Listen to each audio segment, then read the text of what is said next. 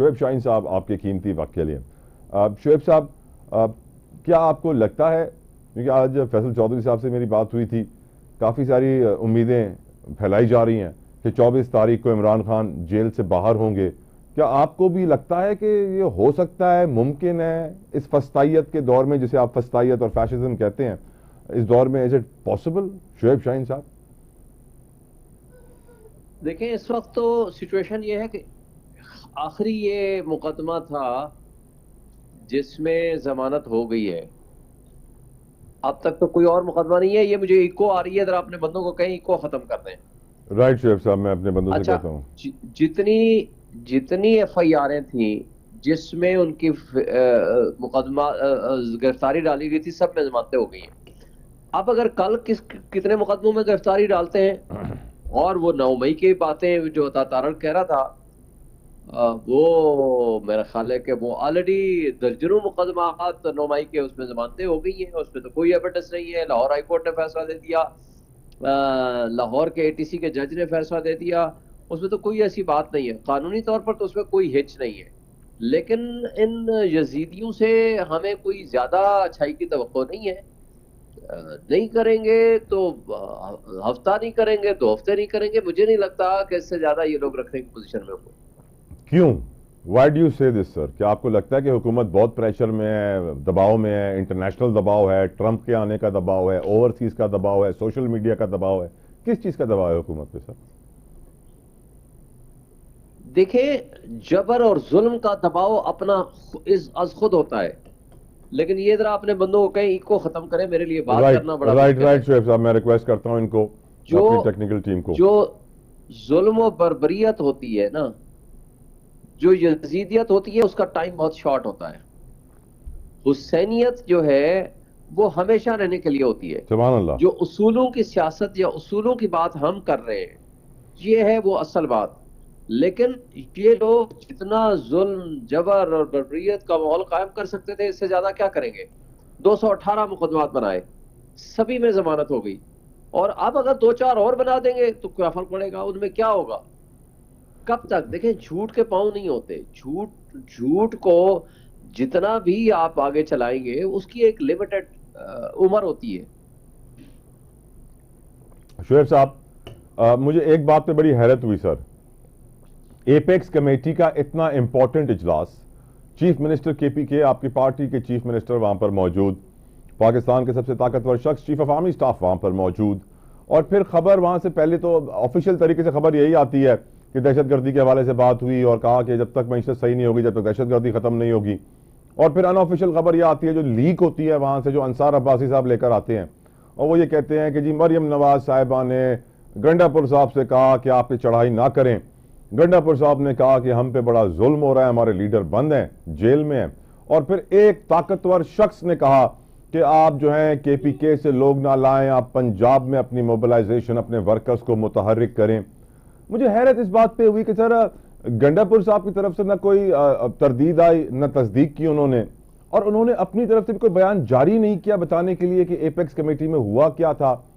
तो मुझे ऐसा लग रहा है कि सर अब भी बहुत कुछ हुआ था एपेक्स कमेटी में जो शायद सामने नहीं लाया जा रहा।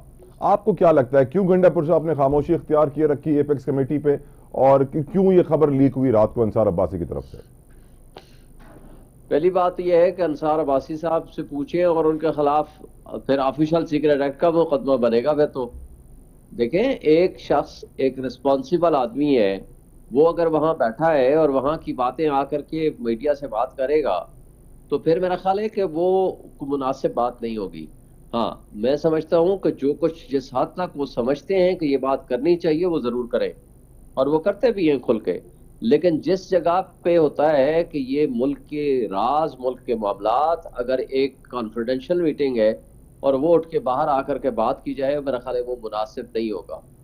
फिर तरदीद जो तरदीद भी नहीं की उन्होंने, तरदीद ही अंसार कर अब्बासी देते। साहब हैं, उनको तो खबरें, मुझे लगता है, बज़ाहिर ये लगता है, आई माइट बी रॉन्ग, मुझे नहीं यकीन, कि जो कुछ वो बातें करते हैं कि कोई कुछ लोग उनसे नैरेटिव बिल्ड कराना चाहते होते हैं, और उनके जरिए वो बातें वो छाप देते हैं। उनकी खबरों की तस्दीक कराना, तस्दीक करना, तस्दीक होना एक अलग चैप्टर है। सर, ये जो नैरेटिव्स की वॉर का आपने जिक्र किया, एक और नैरेटिव की वॉर ये है, हुकूमती हल्के कह रहे हैं कि इमरान खान जेल में थक गया है, घुटने टेक दिए हैं, डील करना चाह रहा है, मुज़ाकरात की दावत दे रहा है, कह रहा है खुदारा मुझे निकालो, मैं और यहाँ पे नहीं रह सकता। पीटीआई वाले शहजाद अकबर साहब की वीडियो वायरल, वो कहते हैं कि जी 15-20 दिन भी उनको कन्फाइनमेंट में रखा और बिजली बंद रखी, फिर भी उन्हें कोई फर्क नहीं पड़ा, वो बाहर निकलते हैं, शेव वेव करते हैं, किसी से शिकायत भी नहीं करते हैं। हकीकत क्या है शुएब साहब? क्योंकि लोग ये भी पूछ रहे हैं कि शुएब साहब मीटिंग करने नहीं जा रहे अडियाला जेल, इसकी भी क्या वजह है? नहीं, मैं करने जा रहा हूँ। जब से उनकी बिजली बंद हुई या उसके बाद मैंने हाई कोर्ट में कंटेम्प्ट पिटीशन फाइल की। जब हमारी पिटीशन के ऊपर जस्टिस सरदार एजाज साहब ने कहा जी आपको सिक्योरिटी थ्रेट है तो आप इमरान खान साहब को यहाँ लेके आइए, तो फिर हमारी 3 बजे फिर हमारी मिलते शुरू कर दी, आए जी आपसे मीटिंग करें। पहली मीटिंग हमने 25 दिन बाद, पहली मीटिंग में मैं और सलमान अकरम राजा साहब थे, और उसके बाद भी 2 दफ़ा मेरी मुलाकातें हुई, और पिछले 1 हफ्ते से बल्कि 8-9-10 दिन से मैं 2-3 दफा मुलाकातें जरूर कर चुका हूँ, लेकिन पिछले 2 दिन की मुलाकातों में आप मुझे नहीं मिलने पिछले दिया 2 गया। दिन उसके की लिए कंटेम्प्ट पिटीशन भी फाइल कर रखी है, तो आई एम होपफुल कि इंशाल्लाह परसों कंटेम्प्ट लगी हुई है। शुएब साहब, पिछले 2 दिन में आप नहीं मिले, पिछले 2 दिनों में मिलेगा, और मेरा तो रेगुलर राब्ता भी होता है, मैं जाता हूँ। पिछले 2 दिनों मेरे में ऊपर पाबंदियां कुछ ज्यादा ही हैं जेल सुप्रीडेंट की तरफ से, और जो वहाँ कंट्रोल करने वाली हमारी इंटेलिजेंस एजेंसी के अफराद हैं उनको शायद मेरे पे कुछ ज्यादा ही मोहब्बतें और मेहरबानियां हैं, तो जो मुझे भी नहीं मिलने देते। एक जूनियर मोस्ट वकील जिनका कोई वकालतनामा भी नहीं है उनको मिलने देते हैं और मुझे नहीं मिलने देते। सर, एक और जो नैरेटिव बिल्ड किया जा रहा है शुएब साहब के पसे पर्दा हुकूमती आला शख्सियात से पीटीआई के राबते जारी हैं, इसके ऊपर आप क्या कहेंगे मुज़ाकरात के लिए? देखिए, मेरे पास ना मैं तो मुज़ाकराती कमेटी का मेंबर हूँ, ना ही अभी मेरी उनसे कमेटी के मेंबरान से बात हुई है। तो अगर मुज़ाकरात होते हैं तो हमने तो उसूलों के ऊपर मुज़ाकरात करने हैं, हमारे मुतालबात हैं, हाँ ये तस्लीम कर लें, हमें कोई एतराज़ नहीं।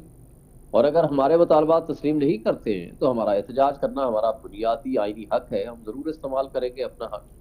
सर, आज एक अदालती सिचुएशन है जिसका सवाल, हम तो सबके सामने अपने मुतालबात रखे हैं।